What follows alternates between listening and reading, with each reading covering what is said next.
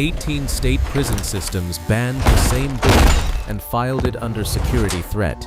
Not a bomb manual, not a lockpicking guide, a self-help paperback you can buy in any airport bookstore. Here is the reason they give, and in the paperwork it comes down to a single word: manipulation. The book teaches a man how to read the people around him, how to withhold, how to flatter, how to wait. And inside a building where everyone is already watching everyone, corrections departments decided that is not a reading choice. That is an operational risk. Now sit with that, because it is not really a prison problem. Have you ever walked out of a room and understood, an hour too late, that you were the only person in it who did not know what was happening, that the decision had been made before you opened your mouth? That is the thing this book claims to fix.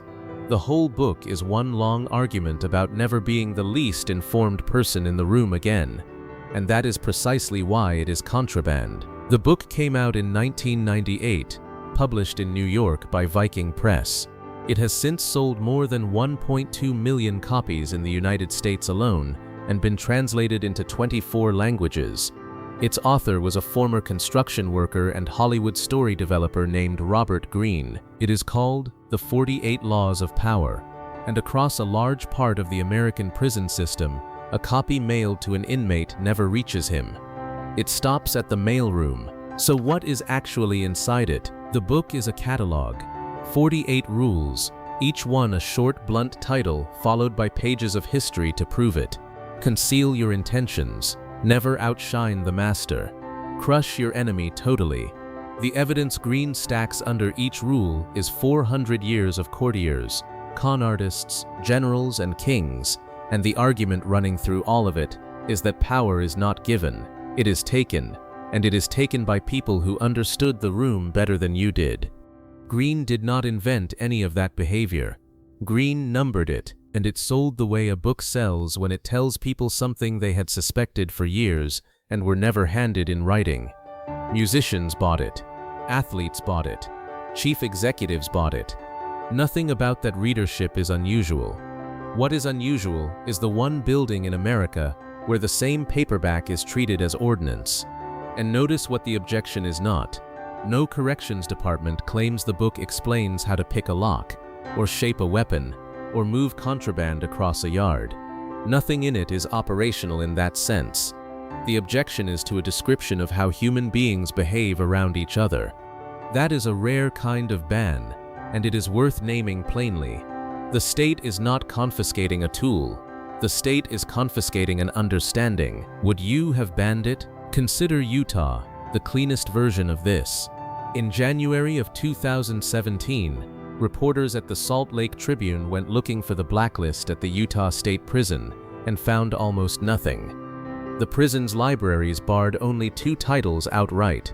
Both of them were Robert Greene's, The 48 Laws of Power and The Art of Seduction. The librarian there, Christy Jensen, confirmed it. Out of every book ever printed in the English language, one state prison system had drawn its entire line around one author, but Utah is the exception. And the exception is what makes everything that follows so strange.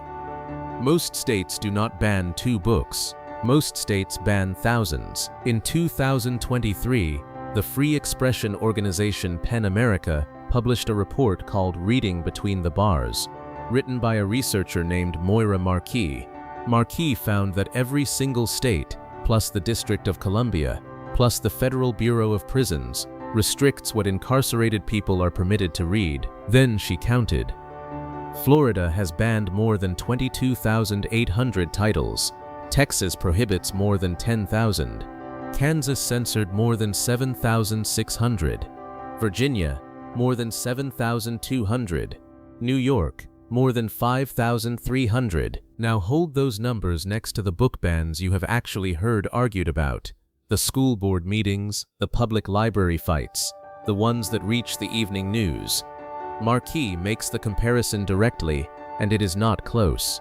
The banning inside American prisons dwarfs every other kind of book censorship in the country, and it happens almost uncovered, because the people it happens to cannot call a reporter. And inside that pile of tens of thousands of titles, Marquis singles out one book as the second most banned in American prisons. It is Greene's. Florida has banned 11 of Robert Greene's books. There is also a quieter mechanism, and it never appears on any banned list at all. Marquis found that 84% of the prisons surveyed now require books to arrive only from an approved vendor, a short list of sellers chosen by the state, with no published criteria for getting on it. Think about what that does.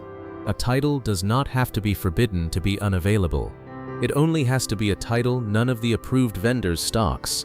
A family can buy the book, wrap it, pay the postage, and have it returned unopened, and nobody anywhere has to write down the word banned. So there are two walls here, not one. There is the blacklist, which occasionally gets published, and there is the purchasing choke point, which never does.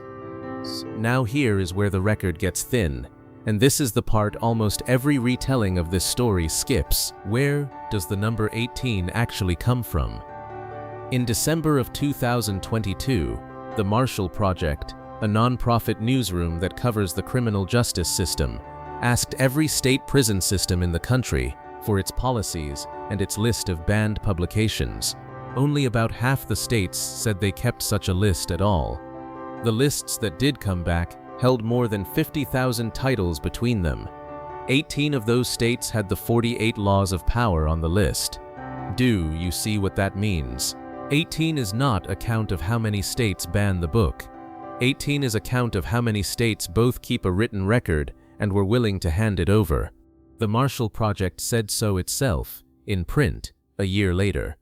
The book is banned in many states, but whether it is the most banned is difficult to truly know, working from fewer than 20 states and record-keeping that varies wildly from one system to the next. So the number everyone repeats is a floor, not a total. The real figure is unknown, not because someone is hiding it, but because across most of the country nobody is required to write it down. A book is removed from an unknown number of institutions, for reasons rarely published, under systems that keep no auditable record at all. Which raises the question nobody at the mailroom is asked. Who is on the other side of that envelope? Greene has said for years that some of his most serious readers are incarcerated, and that those readers describe the book backwards from the way corrections departments do. Not as a manual for working people, as an education in recognizing when it is being done to you. That is Greene's account of his own mail, and it should be weighed as one man's account. But it lands on the thing sitting underneath every one of these bans. Picture the situation honestly. A man lives inside an institution that controls his mail, his movement, his phone calls, his visitors, his meals, and the hour he sleeps. That man asks for a book about how control works, and the institution tells him no, because the book might teach him to manipulate people. Greene put that to PEN America directly. Prison censorship, he told them, is a form of control. In his phrase, the ultimate form of power, of manipulation. He called it frightening that a system holding total authority over what a man is allowed to know can turn around and tell that same man which book is the dangerous one. And this stopped being a story about prison somewhere back around Utah. It is a story about a question almost nobody says out loud. Who gets to decide that knowledge is dangerous? Because the identical book sits on a display table at the front of a bookstore in the same state. It is quoted in boardrooms, in locker rooms, in albums. The rapper 50 Cent read it, said he related to it immediately, took the idea to Greene, and the two of them wrote a follow-up called The 50th Law. Same pages, same sentences, a business bestseller in one building and contraband in another. What changed was who was holding it, and Greene has never claimed the thing is gentle.